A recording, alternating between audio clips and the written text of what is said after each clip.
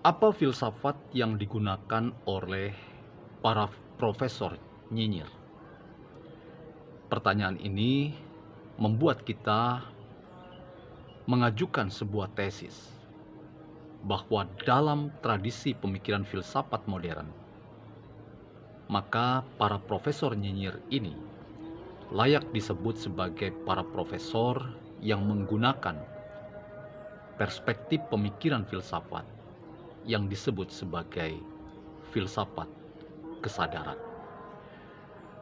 Saya ingin mengajak kita untuk mengajukan sebuah tesis yang penting dalam rangka kita menganalisis mengapa para guru besar yang seringkali sangat provokatif dan kontroversial menilai rezim pemerintahan Jokowi hanya menggunakan satu perspektif tertentu, yaitu perspektif yang kritis dan tajam serta galak dalam menilai sepak terjang pemerintahan yang dipimpin oleh Jokowi.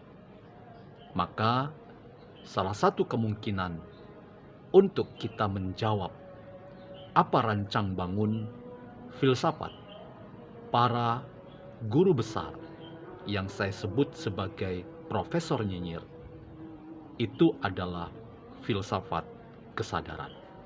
Selamat datang dalam channel Meragukan Filsafat, sebuah channel yang dibangun untuk turut mengedukasi, memberi alternatif berpikir, menggunakan perspektif pemikiran filsafat untuk membaca fenomena sosial politik kebudayaan dalam konteks Indonesia kontemporer, tanpa berpretensi untuk menggiring opini kita mempercayai pandangan-pandangan dalam channel ini. Teman-teman, dalam tradisi pemikiran filsafat barat, salah satu genre pemikiran filsafat yang sangat otoritatif, bahkan menjadi tradisi yang sangat fundamental dalam sejarah pemikiran filsafat barat adalah filsafat kesadaran. Filsafat kesadaran adalah upaya kita untuk memastikan bahwa tidak ada institusi apapun yang membuat manusia takut untuk berpikir.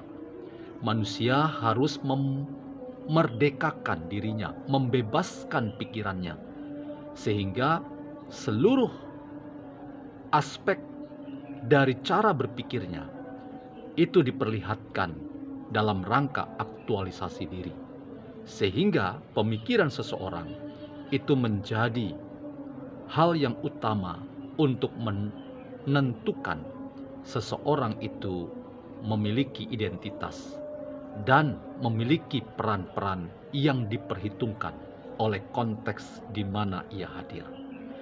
Manusia tidak boleh takut berpikir, dan berbagai macam institusi termasuk institusi keagamaan yang selama ini menggiring pandangan manusia untuk mempercayai pandangan-pandangan tertentu itu ternyata hanya menciptakan manusia-manusia penakut.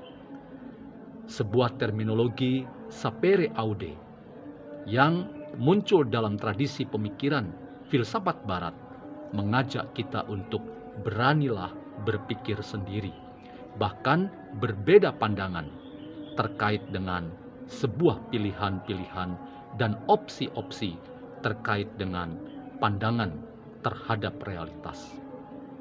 Nah, ketika dikatakan bahwa manusia harus berani berpikir mandiri, maka di dalamnya sebetulnya kita ditantang untuk membuat diri kita sendiri mengalami puncak-puncak kesadaran. Puncak-puncak kesadaran itu membuat manusia diperhitungkan kiprah dan caranya untuk mengaktualisasikan diri, sehingga kehadiran setiap orang itu menjadi kehadiran yang membuat lingkungan di sekitarnya memperhitungkan sepak terjang dan peran-peran yang hendak dimainkan oleh seseorang. Seseorang adalah pikirannya, dan pikirannya itu dalam filsafat logosentrisme diterjemahkan dengan deretan kata-kata dari buah pikirannya yang ia perkenalkan, yang ia diseminasikan ketika ia berwacana dan beretorika untuk memperkenalkan pikiran-pikirannya, yang diharapkan pikiran-pikirannya itu adalah pikiran-pikiran yang mandiri, yang merdeka, yang bebas, yang membuat dirinya sekali lagi diperhitungkan oleh orang-orang di sekitarnya. Teman-teman, masalahnya adalah bahwa ketika kita bicara tentang filsafat kesadaran, maka filsafat kesadaran itu ternyata mengandung problem internal yang sangat bermasalah. Mengapa? Karena tanpa sadar, sebetulnya kita seringkali menciptakan kesadaran-kesadaran palsu. Kita seringkali terjebak dalam deretan retorika, pikiran, dan perkataan yang tidak pernah berangkat dari realitas yang sebenarnya.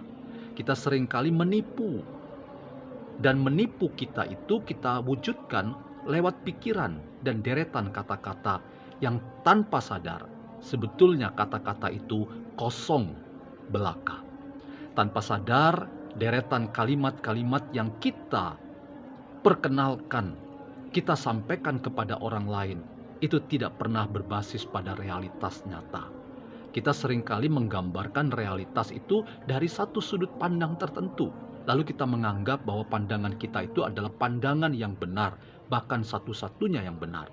Nah, disinilah masalah kita, teman-teman, bahwa filsafat kesadaran itu seringkali menciptakan pandangan orang-orang atau subjek atau individu yang hanya mencerminkan pandangan yang berupa kesadaran palsu.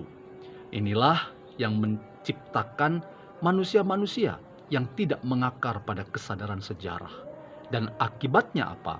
Akibatnya kita melihat manusia-manusia yang hanya tampil dalam retorika kalimat, yang sebetulnya kalimat itu hanya berisi cerita-cerita kosong belaka. Karena itu teman-teman, ketika saya mengatakan bahwa para filsuf atau para guru atau para profesor yang saya katakan tadi profesor nyinyir, yang menggunakan filsafat kesadaran, tetapi kesadaran yang mereka ciptakan itu adalah kesadaran palsu. Mengapa? Karena tidak berbasis pada pengalaman realitas nyata. Selain apa yang diungkapkan lewat pikiran dan kata-kata yang diperkenalkan kepada orang lain, itu hanyalah sebuah cermin dari cara pandang yang sepihak, yang tidak utuh, yang tidak sempurna, yang tidak holistik dalam membaca realitas. Sekali lagi, bagaimana kepakaran kita dapat membaca realitas secara utuh dan sempurna? Tidak bisa dengan cara lain selain kita mengembangkan cara membaca, cara menganalisis, cara menafsir, cara memahami realitas itu dengan menggunakan dua sayap memahami, dua sayap hermeneutik, yaitu sayap kritis. Kita garang, kita menyalak, bahkan tidak juga kita boleh dibenarkan untuk marah-marah terhadap realitas di sekitar kita. Tidak salah kalau kita marah-marah oleh karena kita ingin mengkritik situasi di sekitar kita. Tapi jangan lupa, kritik tanpa sikap apresiasi, kita tidak pernah menangkap realitas yang sebenarnya. Kita hanya mewakili satu perspektif, seolah-olah itulah perspektif yang benar. Dalam konteks itu teman-teman, secara metode filsafat, maka kita bisa mengatakan para profesor nyinyir seperti Amin Rais, seperti Mahfud MD, Ikrar Nusa Bakti, Rias Rasyid, Refli Harun, itu adalah deretan para profesor yang nyinyir, tetapi sebetulnya mereka hanya menceritakan pepesan-pepesan kosong yang tidak berbasis pada cara berpikir yang komprehensif, yang utuh, yang holistik, yang sempurna lewat dua cara membaca realitas yang kritis tetapi juga sekaligus yang apresiatif. Karena itu teman-teman, mari kita kritis bahwa apa yang dikatakan para profesor tersebut itu sebetulnya kesadaran-kesadaran palsu yang berisi cara pandang yang kosong, yang tidak ada kekuatan apapun dalam mengubah realitas di sekitar kita.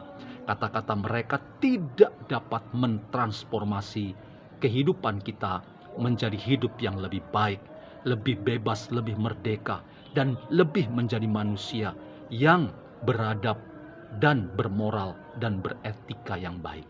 Karena itu, mohon maaf, saya sekali lagi mengatakan, para profesor yang hanya menebar kesadaran palsu, sebetulnya saudara sedang mengatakan pepesan-pepesan kosong.